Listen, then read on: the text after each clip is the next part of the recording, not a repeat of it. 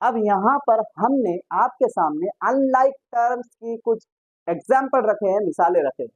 غیر متشابہ ارکان یعنی ایسے ارکان، یہاں پر بھی تھوڑی سی تعریف سن لیجئے غیر متشابہ ارکان کی۔ یہاں پر متغیر الگ الگ ہو سکتے، یہاں پر متغیر ایک جیسے بھی ہو سکتے۔ اگر متغیر الگ الگ ہے اور قوت ایک جیسی ہے تب بھی وہ غیر متشابہ ارکان ہے۔ اگر متغیر سیم ہے لیکن قوت الگ الگ ہے تب بھی وہ غیر متشابہ ارکان ہے۔ مثال کے طور پر یہاں پر دیکھیے متغیر الگ الگ ہے لیکن قوت ایک جیسی ہے، اس کی قوت ایک، اس کی قوت ایک، تب بھی یہ غیر متشابہ ارکان ہے۔